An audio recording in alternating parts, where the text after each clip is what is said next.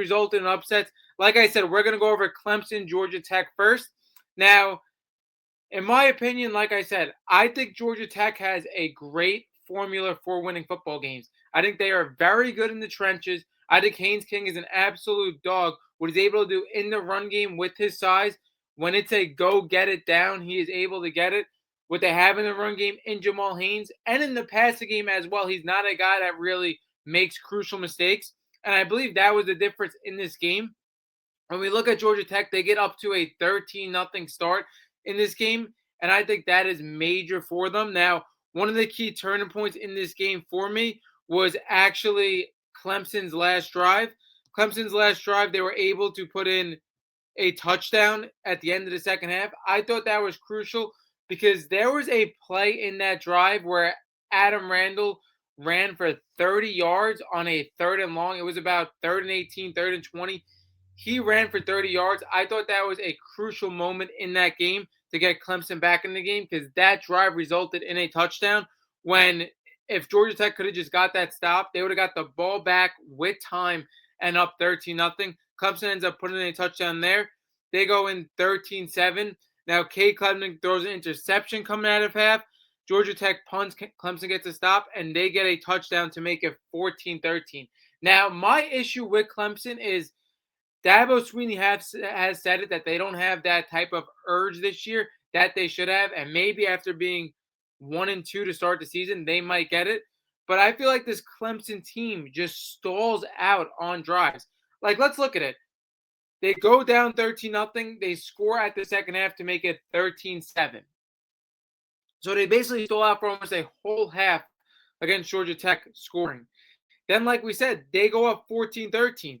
They stall almost all the way again, get a late touchdown in this game, eventually to make it 21-21.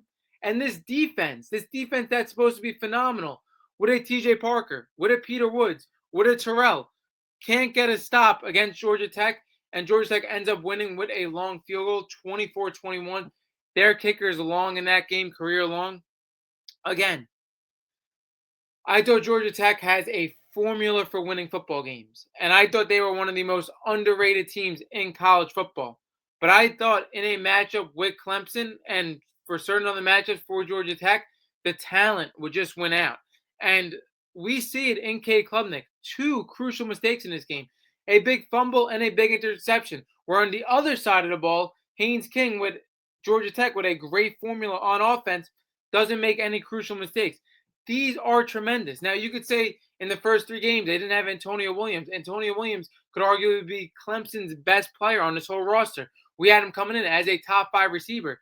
But you have to figure out ways to win football games, especially against a Georgia Tech where, like we said, you have blue chip NFL talent compared to Georgia Tech, and you still can't get it done. I really don't want to hear excuses for this Clemson-Georgia Tech game. A lot of this has to fall on Dabo Swinney again. This was supposed to be the year with all these players pushing their experience in their last year, the amount of experience, blue chip NFL talent coming back. This was supposed to be the year Clemson was supposed to be a title contender. And they flat out just looked bad in all games. And like I said, completely stall out for halves of football games. When we saw against LSU, they were up 10-3 going into the half, getting the ball out of the half. Didn't score for the rest of that game. When we look at the game against Troy, they go down very early. End the half, 16-3. Like, again, you're just stalling out in drives. And then in this Clemson-Georgia Tech game, you start out in a 13-0 deficit. Again, I have major question marks for Clemson. And we said, like in going into this week, this was a must-win game for Clemson. They go down 1-2. Again, even if Clemson was to win out, are they guaranteed a spot in the AC Championship? I don't know. Georgia Tech's undefeated right now. Miami's undefeated right now. Both those teams look great. Are they guaranteed a spot in the AC Championship? And how much is the football committee going to be willing to put a team with 2 losses, even if they do win out in the college football playoffs in the ACC? Like, are we really going to put a second or third team in the ACC? There was 2 teams last year. Again, Clemson was able to win the ACC championship with 3 losses last year, and SMU had a significant record, but I just don't know. I don't know. I think Clemson's on a hot seat, and again, we were expecting a Clemson team to win out. Yeah, they could be a favorite in every matchup, but this is still a team that has to play a Florida State team that has looked very good. This is a team that still has to play a South Carolina team that we know the talent they have. So for us to just assume that Clemson is going to win out after being 1-2, like Clemson is on a major hot seat. This was a must-win game, and once again, Cade Klubnik just can't get it done. And again, I hate saying I have regrets, but I do regret a little bit buying into the juice on Cade Klubnik, somebody that I was never ultra high on, and I boosted him up because I thought this Clemson team really had the experience, talent, and the formula to come back and be a national championship contender. And I know it's cliche, but they really just don't have that dog in them. Like I said, the amount of times that Cade Klubnik stalled out on drives in the first 3 games, and then this defense, who has so much talent, lets Georgia Tech go right down the field. I get it. Georgia Tech kicker hits a career long, a fire drill type of play, but again, this Clemson team in gotta have it situations, they just can't do it. On both sides of the ball, they just can't do it. Again, do I really give them much flack for losing 17-10 against LSU? This LSU team is really good. But again, 10 points, nothing in the second half. And then against Troy, in my opinion, I thought they looked horrible. I think that's a game you're really supposed to spank Troy, no matter how much people say Troy isn't a cupcake. They stalled out the whole entire first half, 3.5 points against Troy if you're Clemson. Disgusting. And then this Georgia Tech game again, you go down 13-0 right away. You take a lead 14-13, stall out again. Again, your pedal is just never on the gas all the way through with this Clemson team. And like I said, I do understand you don't have your number one target, arguably your best player on your team in Antonio Williams. But against Georgia Tech, even against Troy, that you came out with a win, you got to find a way to look more impressive. I mean, you have the talent favor on your side. And it just doesn't seem that way. I thought another major play in this Clemson game, there was a play to extend the drive on 3rd down where Brian Wesco Jr. had a first down that he dropped, resulted in the punt. Again, this Clemson team and gotta have situations. I just don't trust them. I agree with Dabo Sweeney that they just don't have that like rat type of poison to, really kick themselves and get into gear. This team has a ton of talent when you go across the board. I don't know. And I think we might have just bought a little high on Cade Klubnik this year.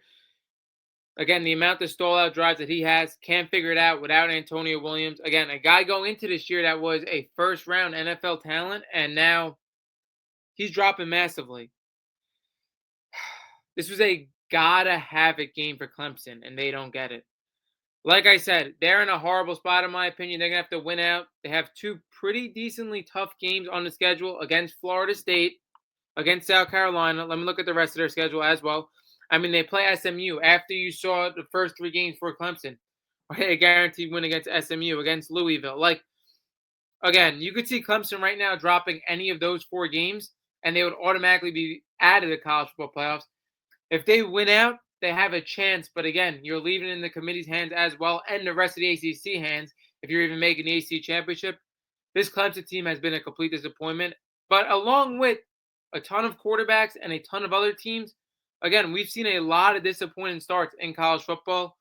But to say I'm shocked, no, because like I said, I made that video this week saying that this was a must-win for Clemson, and Georgia Tech's a really good football team at home, and I could see them being upset. But again, if you're Dabo Sweeney, you're Cade Klubnik, you're this Clemson defense, you got to be kicking yourself because you know you have significantly more talent than Georgia Tech. It's just in that game when it comes to executing, when it comes to avoiding crucial mistakes, Georgia Tech was just more well-prepared, more well-coached, and played that game a lot better in my opinion. And like I said, Georgia Tech isn't a team with, I think, top-of-the-line talent. I think they got a dog at quarterback. I think Jamal Haynes is a great running back. And I just think they have a formula to win football games. And they're dangerous for any contender to play. Can they make the college football playoffs the way they play football? Yes, I do think they would be one of the first teams out. I don't think they're a true national championship contender. But the way they play football, they are a very good football team.